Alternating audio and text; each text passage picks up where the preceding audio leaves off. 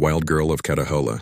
Much like today's Bigfoot sightings, newspapers in the late 19th century frequently reported on a mysterious Louisiana figure known as the Wild Girl of Catahoula.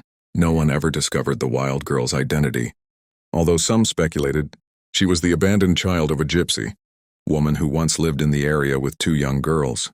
One of the children was reportedly deformed, and the Wild Girl's footprints indicated she had a club foot. The first stories appeared in the early 1880s, and in July 1888, Harrisonburg's Catahoula news reported she had been causing a great deal of excitement.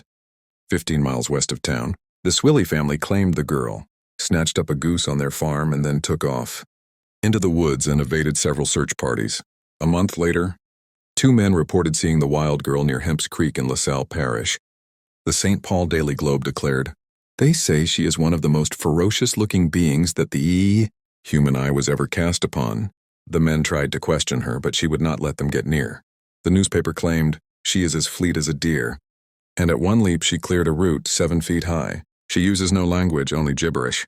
The men described the Wild Girl as being about 16 years old, 4.5 feet tall with long, beautiful brown hair, and weighing 125 to 140 libras.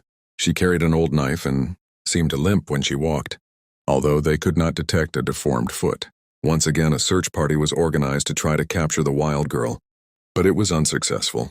3 months later, the St. Martinville Weekly Messenger announced that the Wild Girl of Catahoula has turned up again.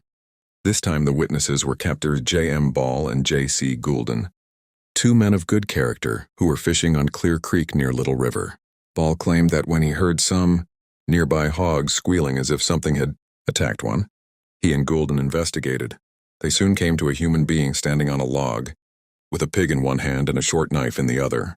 When she saw the two gentlemen about 30 yards off, she did not seem to be half as much afraid as they did.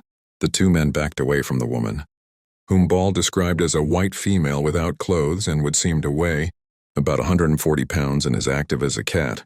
He says she was covered with hair varying in length in different parts of her. The Wild Girl finally ran off through the woods with the pig and her knife.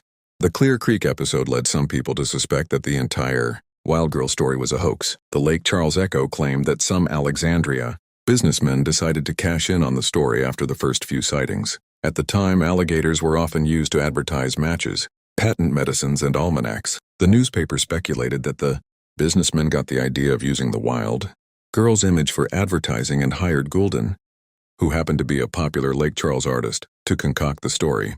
While the nation's newspapers drummed up interest in the Wild Girl, Goulden was supposedly hard at work creating an illustration of her with the pig and knife to use in some unspecified advertising campaign.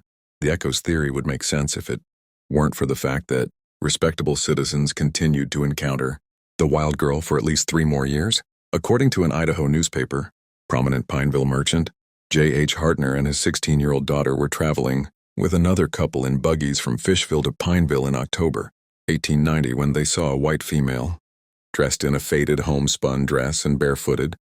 The woman ran away at a speed such as all say they never saw a human being run.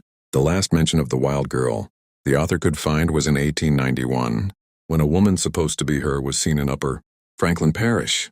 She was described as being very powerful, covered with hair and carrying a knife or sword. On one occasion, she attacked a boy at Lamara, but bystanders chased her away.